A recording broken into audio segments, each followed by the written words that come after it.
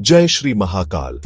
इस अनंत ब्रह्मांड के कण कण में, समय के हर क्षण में एक आदि अनंत महाशक्ति व्याप्त है। वो शक्ति जो सृष्टि का आधार है, प्रलय का कारण है और हर शून्य में जीवन का स्पंदन है। हम उन्हें महादेव कहते हैं, देवों के देव। पर महादेव का एक ऐसा भी रूप है जो हमारे तर्क और कल्पना से परे है। एक ऐसा रहस्यमय स्वरूप जो द्वैत और अद्वैत के बीच का सेतु है। यह स्वरूप है भगवान अर्धनारीश्वर। अर्धनारी ईश्वर, वह ईश्वर जो आधे नारी है। यह नाम केवल एक उपाधि नहीं, बल्कि एक गहरा दार्शनिक प्रश्न है।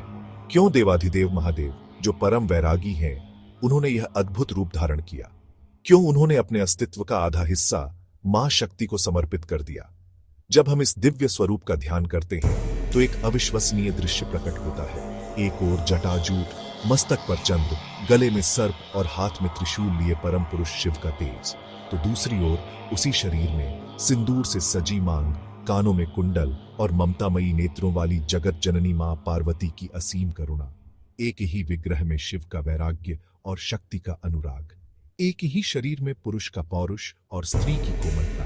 एक ही अस्तित्व में योगी का वैराग्य और गृहस्थ का श्रृंगार। एक ही चेतना में स्थिरता और गति। यह विरोधाभास हमें क्या सिखाना चाहता है? क्या यह केवल एक कलात्मक कल्पना है, या एक पौराणिक कथा का सुंदर चित्रण, या फिर वह एक गहरा आध्यात्मिक संकेत है, एक गूढ़ सत्य जिसे हमारे ऋषियों ने ध्यान में अनुभव किया था? यह स्वरूप हमें अपनी बनाई सीमाओं से परे देखने की चुनौती देता है। अर्धनारीश्वर का रहस्य केवल स्त्री पुरुष के मिलन का नहीं, ये संपूर्ण ब्रह्मांड के संतुलन का रहस्य है। यह पुरुष और प्रकृति, शिव और शक्ति, चेतना और ऊर्जा के एक होने का परम सत्य है। एक के बिना दूसरा अधूरा है, अस्तित्वहीन है। यह उस परम एकता का प्रतीक है जहां सारे भेद समाप्त हो जाते हैं। तो चलिए इस आध्यात्मिक यात्रा पर हमारे साथ चलें और इस रहस्य से पर्दा उठाते हैं जो हमारे जीवन और इस ब्रह्मांड के सबसे बड़े सत्य को उजागर करता है। ब्रह्मांड के अनंत विस्तार में एक सत्य है जो हर कण में स्पंदित होता है। यह सत्य है द्वैत में अद्वैत का, पुरुष में प्रकृति का और शिव में शक्ति का। इसी परम सत्य का साकार रूप है अर्धनारीश्वर। यह केवल एक मूर्ति या चित्र नहीं, बल्कि सृष्टि के सबसे गहरे रहस्य का अनावरण है। अर्धनारीश्वर शिव और शक्ति का वह अद्वितीय, अविभाज्य संगम है, जहां दो होकर भी एक है और एक होकर भी दो। यह रूप हमें सिखाता है कि ब्रह्मांड का संतुलन इन्हीं दो ध्रुवों पर टिका है। कल्पना कीजिए महादेव के दाएं हिस्से की। यह शिव का स्वरूप है, परम पुरुष जो शाश्वत चेतना के धारक हैं। यह वह स्थिर, शांत और अपरिवर्तनीय तत्व है जो हर रचना के पीछे का साक्षी है। जैसे एक विशाल पर्वत जो अडिग और मौन है, या गहरा सागर जिसकी सतह पर लहरें हैं पर तल में असीम शांति। शिव का यह पक्ष वैराग्य, तपस्या और ज्ञान का प्रतीक है। उनके जटाजूट में गंगा का वेग थमा है, मस्तक पर चंद्रमा की शीतलता है और गले में सर्प वासुकी काल के नियंत्रण का प्रतीक है। यह वह निराकार क्षमता है जो प्रकट होने की प्रतीक्षा में है। अब दृष्टि को बाएं हिस्से पर ले जाएं। यह माता पार्वती का स्वरूप है, आदि शक्ति जो प्रकृति, ऊर्जा और सृजन की आधारशिला है। यह वह गतिशील, रचनात्मक और परिवर्तनशील शक्ति है जो शिव की चेतना को आकार देती है। यदि शिव विचार है तो शक्ति उसकी अभिव्यक्ति है। यदि शिव बीज है तो शक्ति वह भूमि है जो उसे अंकुरित करती है। उनका यह पक्ष रेशमी वस्त्रों, सुंदर आभूषणों और खिले हुए कमल से सुशोभित है। यह करुणा, प्रेम, सौंदर्य और भौतिक संसार की समस्त गतिविधियों का स्रोत है। यह वह ऊर्जा है जो ब्रह्मांड को चलायमान रखती है, जो जीवन को जन्म देती है और उसका पोषण करती है। इन दोनों का मिलन ही अर्धनारीश्वर का सार है। यह हमें बताता है कि बिना शक्ति के शिव शव के समान है, चेतना बिना ऊर्जा के निष्क्रिय है, और बिना शिव के शक्ति दिशाहीन है। ऊर्जा बिना चेतना के विध्वंसक हो सकती है। एक पौराणिक कथा इस सत्य को उजागर करती है। ऋषि भृंगी केवल शिव के भक्त थे और उन्होंने माता पार्वती की परिक्रमा करने से इनकार कर दिया। उनके इस भेदभाव को मिटाने के लिए महादेव ने माता पार्वती को अपने शरीर का आधा अंग बना लिया। अब भृंगी केवल शिव की परिक्रमा नहीं कर सकते थे। यह दर्शाता है कि दोनों को अलग करके पूजा या समझा नहीं जा सकता। अर्धनारीश्वर का रूप स्त्री और पुरुष की समानता से कहीं आगे है। यह हर जीव के भीतर मौजूद दो विपरीत ऊर्जाओं के संतुलन का प्रतीक है। तर्क और भावना, शक्ति और कोमलता, क्रिया और ध्यान। जब हम अपने भीतर इन दोनों पहलुओं को स्वीकार करते हैं और उनमें सामंजस्य स्थापित करते हैं, तभी हम पूर्णता का अनुभव करते हैं। यही मिलन सृष्टि को लयबद्ध तरीके से चलाता है। सृजन, पालन और संहार का चक्र इसी संतुलन पर निर्भर है। अर्धनारीश्वर हमें याद दिलाते हैं कि परमात्मा किसी एक लिंग, रूप या गुण में सीमित नहीं है। वह इन सभी से परे एक संपूर्ण एकीकृत अस्तित्व है। इस रूप का ध्यान करना स्वयं के भीतर की समग्रता को खोजना है और यह समझना है कि हम सब उसी दिव्य एकता का एक अंश हैं।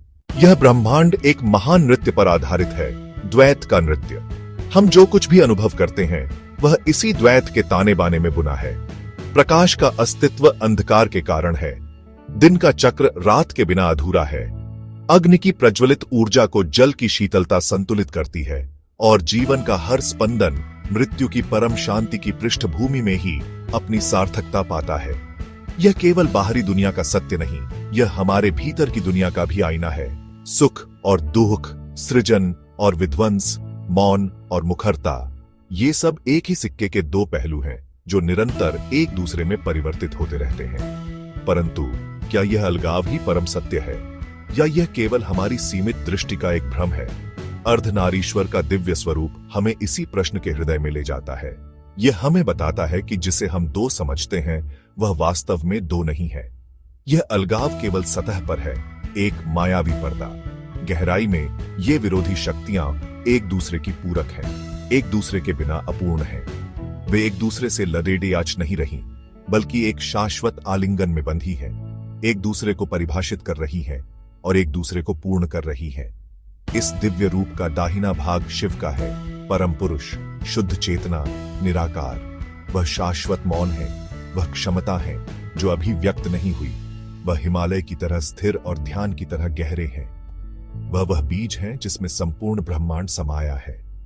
और बायां भाग है आदिशक्ति का, प्रकृति, क्रियाशील ऊर्जा। वह चेतना की अभिव्यक्ति है, सृजन का उत्सव है। यदि शिव विचार है तो शक्ति उस विचार को साकार करने वाली क्रिया है।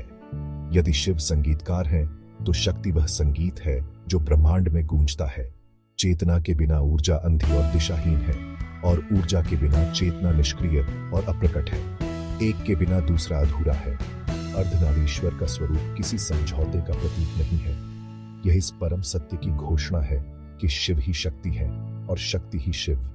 वे अलग नहीं है, बल्कि एक ही वास्तविकता के दो पहलू हैं, जैसे दीपक और उसकी लौ। यह अद्वैत का सबसे सुंदर चित्रण है, जहां द्वैत का भ्रम समाप्त हो जाता है और केवल एक ही शेष रहता है। यही पूर्णता है। यह हमें सिखाता है कि हमारे भीतर भी शिव और शक्ति दोनों का वास है।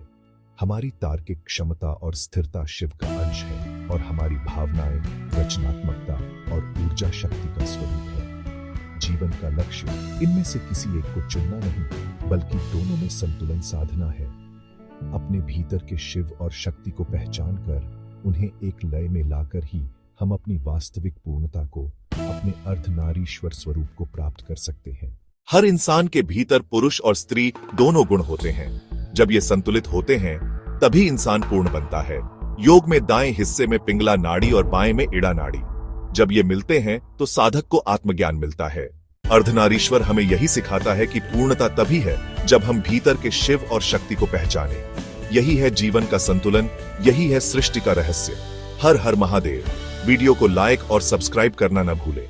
जुड़े रहिए हमारे चैनल।